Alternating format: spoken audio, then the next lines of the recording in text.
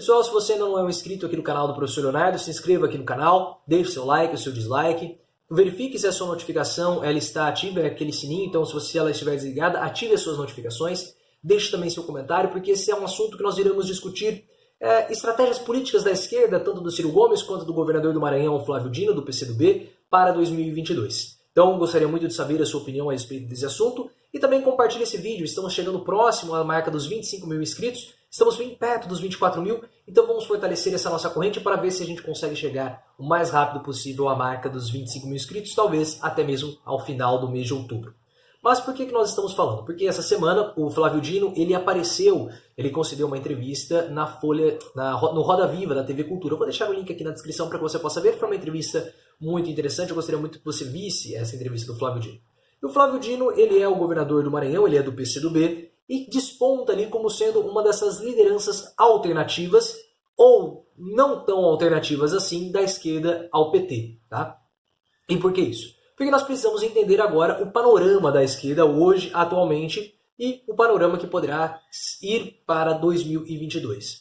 A esquerda ela tem no PT um projeto hegemônico de poder dentro da esquerda. O PT sempre foi um partido hegemônico de uns anos para cá, principalmente após a vitória nas eleições de 2002, que teve a consolidação da figura política do ex-presidente Lula e também a sua consolidação como instituição, como mito, como herói que foi Lula, principalmente por uma parte ali da população, mesmo que você discorde, uma parte da população acredita que Lula é um herói, como também algumas pessoas acham que Bolsonaro é um herói. Entretanto, não há muitos motivos para as pessoas acreditarem que Bolsonaro é um herói, pelo menos até o momento, porque ele nunca fez nada até o momento, né, nada de muito concreto para a vida das pessoas, diferente de Lula, que melhorou a condição de vida das pessoas, garantiu acesso às viagens, acesso à faculdade, a produtos, a consumo que elas nunca tiveram antes. Então há uma certa gratidão das pessoas com Lula. Então Lula ele é uma figura muito forte, só que Lula está preso. E mesmo que ele consiga sair, ter uma nulidade de um processo, um habeas corpus, existem vários outros processos que pesam, não somente o de sítio em Atibaia e também o do triplex no Guarujá. E tirando isso, há também toda a questão da idade de Lula. Lula vai chegar em 2022 próximo dos 80 anos, então ele já vai estar com uma idade avançada, já sofreu algumas derrotas ao longo desses últimos anos, como por exemplo a morte de sua esposa, a morte do seu irmão e a morte do seu neto. Então tudo isso são pontos delicados na bibliografia de um homem e principalmente que vão ser utilizados pelos seus adversários, pelos seus antagonistas políticos durante a campanha eleitoral. Precisamos saber se Lula vai ter estômago para aguentar isso e uma idade tão avançada e pegar em pontos que são pontos muito sensíveis, principalmente a morte do seu neto. Então sem Lula há um certo vácuo a ser ocupado pelas esquerdas. É como se o rei estivesse morto e agora as pessoas vão disputar para ver quem que vai subir na sua coroa. É claro que um candidato do PT larga na frente. Só que Fernando Haddad, que é o principal herdeiro, sucessor de Lula dentro do PT, já veio de duas eleições, já veio derrotado em duas eleições. E Haddad, ele fala muito bem, mas ele não tem aquela mesma característica, aquele mesmo carisma de Lula. Eu ouso dizer que Haddad tem um carisma menor do que de Bolsonaro. Tá? Mas isso é outro detalhe. E essa falta de carisma de Haddad faz com que haja um vácuo no PT de um candidato forte, de um candidato carismático que possa herdar o capital político de Lula. E vendo, obviamente, essa situação, algumas outras lideranças da esquerda elas começam a despontar. Ciro Gomes é uma delas e Flávio Dino também é outra, Flávio Dino do PCdoB. E o que ambos esses candidatos precisam e principalmente qual que é a estratégia do Ciro Gomes? O Ciro Gomes percebeu que o antipetismo ele foi a força motriz das eleições de 2018. Ciro percebeu que o que motivou toda a eleição de 2018 foi o antipetismo. Isso ficou muito claro em São Paulo, quando o João Dória joga uma pecha de petista no Márcio França, do PSB, e vence as eleições por uma porcentagem mínima ali de 1% dos votos. Mas falar que o Márcio França era de esquerda garantiu a João Dória alguns bons votos. Então, o Ciro Gomes percebeu, tanto que várias entrevistas ele fala, o antipetismo foi a força motriz, foi um dos fatores decisivos nas eleições de 2018. Então, o que ele fez no segundo turno? Ele saiu, ele não quis se associar ao PT. E principalmente, ele já sabia que o PT iria perder, era muito provável que o PT fosse perder, porque a diferença era muito grande. Então, para evitar se colar ao PT e pegar essa pecha de petista para 2022, Ciro Gomes fez uma jogada que foi sair, que foi se afastar do PT. Não estamos falando se essa foi a estratégia certa ou se essa foi a estratégia errada. Havia duas estratégias. Se afastar do PT ou se associar ao PT. Todas elas têm seus pontos fortes e seus pontos fracos.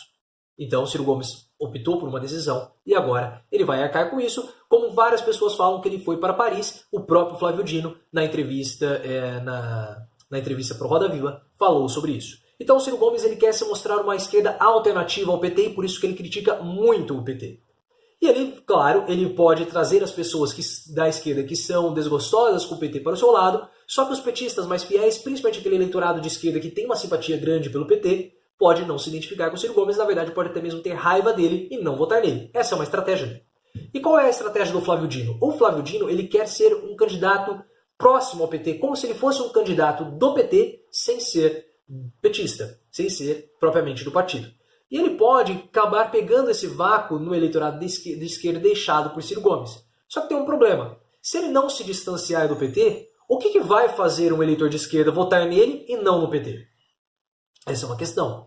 O Ciro Gomes ele pode pegar o eleitorado de esquerda que é dissidente do petismo. Eu estou cansado do PT, eu não quero mais saber do PT, então vou votar no Ciro Gomes. Qual que é o atrativo de Flávio Dino para esse eleitor que está cansado da esquerda? Ou melhor dizendo, cansado do PT? O que ele pode falar é que ele é menos verborrágico do que Ciro Gomes, que ele é mais polido do que Ciro Gomes. Mas se ele falar que ele é tão petista assim, tão atrelado, tão próximo ao PT, tão a cabeça baixa perante o PT, o que me faria votar num candidato que é igual ao PT? Então ele pode acabar sofrendo dessa mesma antipatia por parte da esquerda, por parte de uma parcela da esquerda que é antipática ao PT. Não, esse cara é petista, por que eu votaria nele? E tem outro problema nisso. Se ele é tão petista, tão PT, por que eu votaria nele e não no Fernando Haddad, que é o candidato do PT? Então é esse o problema. Você lança um refrigerante, que ele tem gosto de Coca-Cola, que ele parece Coca-Cola, ele tem a cor da Coca-Cola, ele tem o rótulo da Coca-Cola, ele tem o formato da garrafa da Coca-Cola e ele tem gosto de Coca-Cola e pior, ele tem o mesmo preço da Coca-Cola. Bom, se você apresenta o seu produto dessa forma, que ele é uma Coca-Cola, por que eu vou comprar o seu produto e não a Coca-Cola original, que eu já conheço? Então eu vou e compro a Coca-Cola normal. Então essa é uma situação do Flávio Dino que vai ser difícil para ele também, porque ele vai precisar se descolar do PT. Só que se ele se descolar muito do PT, ele vai bater com o Ciro Gomes, e se ele se aproximar muito do PT, ele vai, poxa, não faz sentido eu votar nele, porque eu já voto no PT. Há toda uma questão, ele pode sair do PSB, ele pode sair do PCdoB e ir para o PSB, mas isso eu acho um pouco menos provável, nós precisamos ver o que vai acontecer em 2022. Porque no PSB nós temos Márcio França. E o Márcio França ele está sendo muito cotado, ele que perdeu as eleições governamentais para João Dória, mas ele está sendo muito cotado para ser prefeito de São Paulo. E algumas pesquisas dizem que ele está sendo muito bem avaliado. Agora, se Márcio França vencer como prefeito de São Paulo, será que ele vai querer dar um pulo para ser candidato do PSB para a presidência da República em 22? Isso é algo que também nós precisamos observar. E há um outro ponto em relação ao Márcio França. Márcio França disse na campanha para governador que João Dória traiu a população. Falou que a palavra dele que ele era mentiroso, que ele era um traidor. Tinha lá até um jingle, né? Se você fosse sincero, né? Ô, Dória. Mas ele vai fazer a mesma coisa de João Dória. Então esse é um ponto que também precisa ser observado caso o Flávio Dino queira sair e ir para o PSB. Agora, se ele continuar no PCdoB, será que ele vai conseguir romper tentar bater de frente com o PT, ou vai ser mais algum aposto ali do PT, um apêndice do PT? Isso é algo que precisa ser observado. E qual é a sua opinião a respeito desse assunto? Você acha que a estratégia de Ciro Gomes é uma estratégia apropriada? Quais, na sua opinião, quais são os pontos fortes e os pontos fracos da estratégia de Ciro Gomes, na sua opinião? E também quais são os pontos fortes e os pontos fracos na estratégia do Flávio Dino, na sua opinião? Você acha que ele, se aproximando ao PT, ele tem mais chances de ir para o segundo turno? E nós precisamos saber o seguinte, aquele que for o líder da esquerda, aquele que for o líder da oposição, ele tem mais chances de ir para o segundo turno. Mesmo o PT não tendo hoje uma figura que seja líder, que seja símbolo, já que o Lula está preso, mesmo assim o PT é muito forte, porque ele ainda tem a figura do ex-presidente Lula, que pode conseguir possivelmente um habeas corpus, a toda uma decisão se ele aceita o regime ser aberto ou se ele espera ter um habeas corpus para sair da cadeia sem tornozeleira eletrônica enquanto aguarda um novo julgamento. Mas se Lula sair da cadeia, nós precisamos ver como que vai ficar todo esse cenário político, porque passa sim por Lula, porque o PT ele é o partido hoje mais forte da esquerda, mesmo não tendo uma figura tão forte quanto o Ciro Gomes, ou até mesmo quanto o Flávio Dino. Talvez o Dino rivalize ali com o Fernando Haddad, mas não há uma figura pessoal, uma figura central, uma pessoa no PT tão emblemática, tão forte quanto o Ciro Gomes. A Lula, mas Lula está hoje impossibilitado porque ele está preso. Vamos aguardar os próximos desdobramentos, nós vamos ver toda essa movimentação da esquerda.